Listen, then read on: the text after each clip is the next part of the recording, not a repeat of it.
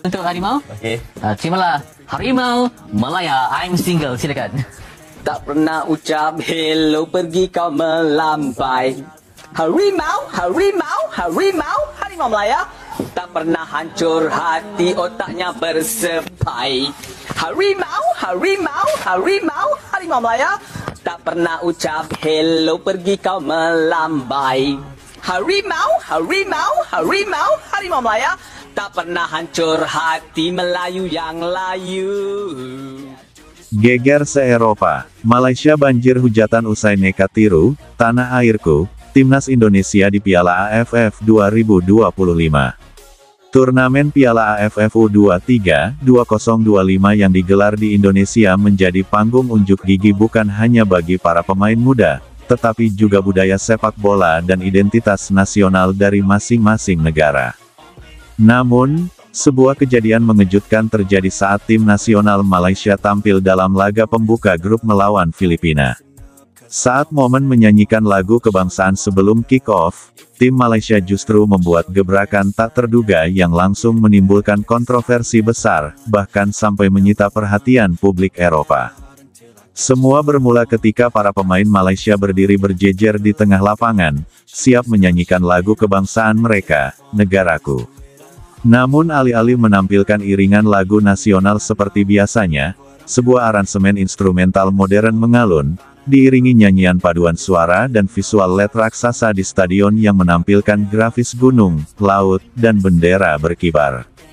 Yang membuat banyak orang terkejut, visual dan aransemen yang digunakan sangat mirip dengan konsep ikonik Timnas Indonesia saat membawakan lagu Indonesia Raya di laga sebelumnya.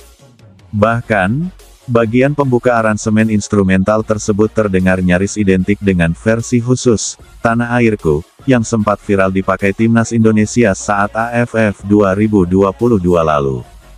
Kemarahan publik pun pecah. Netizen Indonesia ramai-ramai menuding Malaysia meniru gaya patriotik yang selama ini menjadi ciri khas kuat Garuda. Tagar-tagar Malaysia meniru kembali trending di X, Twitter, TikTok, dan Instagram, dengan ribuan komentar sinis hingga sindiran keras. Lebih mengejutkan lagi, banyak media dari Eropa seperti The Guardian, UK, L'Equipe, Prancis hingga Bild, Jerman, ikut menyorot fenomena ini dalam rubrik Football Culture dan Identity. Portal olahraga asal Belanda, Voetbalzone, bahkan menuliskan tajuk yang cukup pedas, Malaysia salin nasionalisme visual Indonesia, originalitas jadi korban di AFF. Mereka menyoroti bahwa sepak bola kini tak hanya soal permainan, tetapi juga soal narasi kebangsaan, dan ketika elemen itu ditiru, dampaknya bisa menjadi bumerang. Di stadion sendiri, para penonton tampak terdiam sesaat ketika pertunjukan Negaraku versi Tanah Airku diputar. Banyak supporter Indonesia tampak saling menatap, bingung dan kemudian tertawa sinis. Beberapa terdengar bersorak mencemooh, sementara lainnya langsung menyalakan ponsel dan mulai merekam.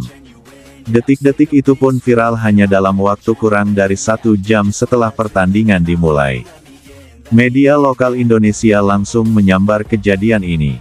Judul-judul seperti, Malaysia tiru nasionalisme Garuda, atau, bukan sekadar sepak bola, ini soal harga diri, menghiasi beranda berita online. Berbagai analis budaya bahkan mulai angkat bicara, menyebut bahwa Malaysia seolah kehilangan jati diri dan justru memilih mengadopsi simbol-simbol nasional negara lain demi efek dramatis. Reaksi dari netizen juga sangat keras. Di TikTok, beredar video perbandingan antara pembukaan lagu Indonesia di pertandingan sebelumnya dengan versi Malaysia, lengkap dengan subtitle, "Spot the Difference". Komentar-komentar bernada mengejek pun membanjiri video tersebut. Next, mereka nyanyiin, Garuda di dadaku, juga. Tulis seorang netizen. Kita pakai budaya, mereka pakai fotokopi, sindir akun lain. Namun kemarahan netizen Indonesia bukan satu-satunya dampak dari insiden ini. Banyak supporter dari negara lain pun menyayangkan langkah Malaysia. Komunitas supporter dari Thailand dan Vietnam bahkan menyebut tindakan tersebut sebagai bentuk krisis identitas. Mereka menegaskan bahwa setiap tim seharusnya menonjolkan budaya uniknya masing-masing, bukan meniru negara lain, apalagi rival bebuyutan seperti Indonesia. Netizen Eropa yang mengikuti budaya sepak bola Asia Tenggara juga ikut nimbrung. Akun-akun sepak bola dari Inggris, Prancis, dan Jerman mulai membahas bagaimana nasionalisme visual menjadi senjata penting dalam persepakbolaan modern, terutama di wilayah Asia. Sebuah akun Twitter dengan 250.000 pengikut dari Spanyol menulis, "Timnas Malaysia mencoba meniru identitas emosional Indonesia. Tapi hasilnya malah memicu badai hujatan. Lesson learned, be yourself." Di sisi lain, sebagian media Malaysia berusaha membela diri. Mereka menyebut bahwa modifikasi dalam lagu kebangsaan dan presentasi visual adalah hak setiap tim nasional. Namun pernyataan ini justru memperburuk situasi karena dianggap sebagai bentuk pembenaran terhadap tindakan yang jelas meniru konsep milik Indonesia. Tak hanya di dunia maya, suasana di lapangan pun menjadi panas. Dalam laga yang berlangsung sengit itu, para pemain Indonesia yang menonton dari tribun VIP disebut beberapa kali menggelengkan kepala dan menunjukkan ekspresi kecewa. Bahkan pelatih Indonesia U23 terlihat mencatat sesuatu di bukunya ketika visual Malaysia ditayangkan. Momen ini pun tertangkap kamera dan viral sebagai ekspresi penuh sindiran. Kemarahan publik Indonesia semakin menjadi-jadi setelah diketahui bahwa Malaysia juga merancang seragam latihan berwarna merah hitam yang mirip dengan desain Garuda Combat milik Timnas Indonesia tahun lalu. Hal ini dianggap bukan lagi kebetulan, melainkan strategi sistematis untuk mengadopsi simbol-simbol yang telah melekat dalam identitas skuad Garuda. Tak tinggal diam, sejumlah kelompok supporter Indonesia menggelar aksi di luar stadion dengan membawa spanduk bertuliskan, "Budaya kami bukan untuk ditiru," dan "Hormati identitas bangsa lain."